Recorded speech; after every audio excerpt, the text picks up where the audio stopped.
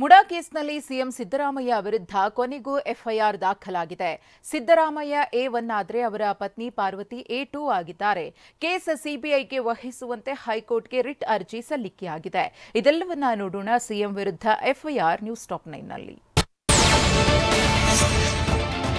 ಮುಡಾ ಹಗರಣ ಪ್ರಕರಣ ಆರೋಪಕ್ಕೆ ಸಂಬಂಧಿಸಿದಂತೆ ಮೈಸೂರು ಲೋಕಾಯುಕ್ತದಲ್ಲಿ ಸಿಎಂ ಸಿದ್ದರಾಮಯ್ಯ ಮೇಲೆ ಎಫ್ಐಆರ್ ದಾಖಲು ಮಾಡಲಾಗಿದೆ. ಜನಪ್ರತಿನಿಧಿಗಳ ವಿಶೇಷ ಕೋರ್ಟ್ ಆದೇಶದಂತೆ ಲೋಕಾಯುಕ್ತ ಎಸ್ಪಿ ಉದೇಶ್ ಸಿಆರ್ಪಿಸಿ ಕಾಯ್ದೆಯಡಿ ಎಫ್ಐಆರ್ ದಾಖಲಿಸಿದ್ದಾರೆ. ಎಫ್ಐಆರ್ ದಾಖಲಿಸುವಂತೆ ಲೋಕಾಯುಕ್ತ ಎಡಿಜಿಪಿ ಮನೀಶ್ ಕರ್ಬೀಕರ್ ಸೂಚಿಸಿದ್ದು, ಇದರಿಂದ ಯಾವ ಕಾಯ್ದೆಯಡಿ ಎಫ್ಐಆರ್ ದಾಖಲಿಸಬೇಕು ಎಂಬ ಗೊಂದಲಗಳು ನಿವಾರಣೆಯಾಗಿದೆ.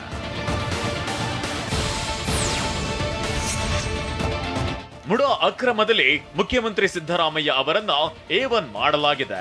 A2 ಪತ್ನಿ ಪಾರ್ವತಿ ಸಿದ್ದರಾಮಯ್ಯ, A3 ಬಾಮೈದ ಮಲ್ಲಿಕಾರ್ಜುನ ಸ್ವಾಮಿ, ಭೂಮಾಲೀಕ ದೇವರಾಜು A4 ಆರೋಪಿಯಾಗಿದ್ದಾರೆ.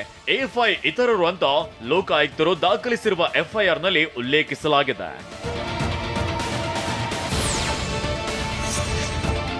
ಮೈಸೂರು ಲೋಕಾಯುಕ್ತ ಎಸ್ಪಿ ಉದೇಶ್ ರಾಜ್ಯ ಲೋಕಾಯುಕ್ತರಿಗೆ ಪತ್ರ ಬರೆದು ಸಿದ್ದರಾಮಯ್ಯ ವಿರುದ್ಧ ಎಫ್ಐಆರ್ ಅನ್ನ PNS ಕಾಯ್ದೆಯಡಿ ದಾಖಲಿಸಬೇಕಾ ಅಥವಾ ಸಿಆರ್ಪಿಸಿ ಅಥವಾ ಐಪಿಸಿ ಸೆಕ್ಷನ್ ಅಡಿ ಎಫ್ಐಆರ್ ದಾಖಲಿಸಬೇಕಾ ಎಂಬ ಬಗ್ಗೆ ಸ್ಪಷ್ಟತೆ ಕೊಡಿ ಅಂತ ಕೇಳಿದ್ರು. ಇದಕ್ಕೆ ಲೋಕಾಯುಕ್ತ ಪ್ರಧಾನ ಕಚೇರಿಯಿಂದ ಉತ್ತರ ಬಂದಿದ್ದು ಸಿಆರ್ಪಿಸಿ ಅಡಿ ಪ್ರಕರಣ ದಾಖಲಿಸುವಂತೆ ಸೂಚಿಸಲಾಗಿದೆ.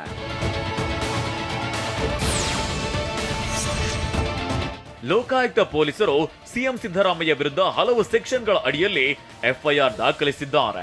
ಸಿಎಂ ಸಿದ್ದರಾಮಯ್ಯ ಮತ್ತು ಪತ್ನಿ ಸೇರಿದಂತೆ 4 ವಿರುದ್ಧ ಐಪಿಸಿ ಸೆಕ್ಷನ್ 120B, 160, 403, 420, 426, 465, 468, 340, 351 ಸೆಕ್ಷನ್ಗಳ ಅಡಿಯಲ್ಲಿ ಎಫ್ಐಆರ್ ದಾಖಲಾಗಿದೆ.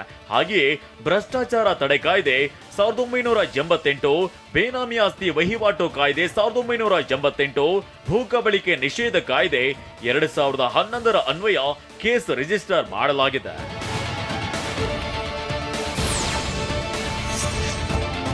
ಐಪಿಸಿ ಸೆಕ್ಷನ್ 120B ಕ್ರಿಮಿನಲ್ ಪಿತೂರಿ ಆರೋಪವಾಗಿದ್ದು, ಇದಕ್ಕೆ ಜೀವಾವಧಿ ಶಿಕ್ಷೆ ಇದೆ.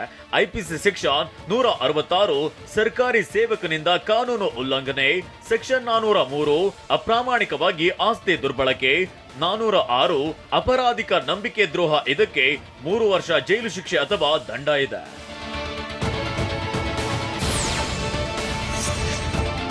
ಐಪಿಸಿ ಸೆಕ್ಷನ್ 420 ವಂಚನೆ ಅಥವಾ ಮೋಸದಿಂದ ಲಾಭ ಪಡೆಯುವುದು, 426 ಕಿಡಿಗೇಡಿತನಕ್ಕೆ ಶಿಕ್ಷೆ, ಇದಕ್ಕೆ 3 ತಿಂಗಳ ಶಿಕ್ಷೆ ಅಥವಾ ದಂಡ ವಿಧಿಸಲಾಗುತ್ತೆ. ಇನ್ನು 465 ಫೋರ್ಜರಿ, 468 ಫೋರ್ಜರಿ ಮಾಡಿದ್ದಕ್ಕೆ ಶಿಕ್ಷೆ, ಇದಕ್ಕೆ 5 ವರ್ಷ ಜೈಲು ಅಥವಾ ದಂಡ ವಿಧಿಸಲಾಗುತ್ತೆ. ಉಳಿದಂತೆ ಐಪಿಸಿ ಸೆಕ್ಷನ್ 340 ಅಕ್ರಮ ಬಂಧನ, 351 ಇತರರಿಗೆ ಹಾನಿ ಮಾಡುವುದಾಗಿದೆ.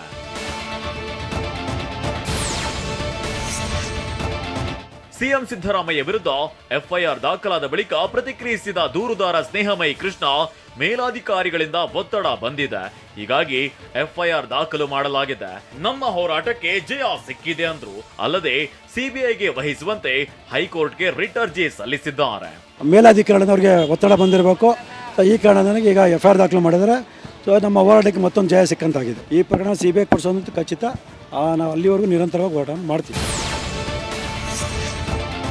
ಸಿಎಂ ಮೈಸೂರಿನಲ್ಲಿ ಇರುವಾಗಲೇ ಎಫ್ಐಆರ್ ಆಗಿದೆ.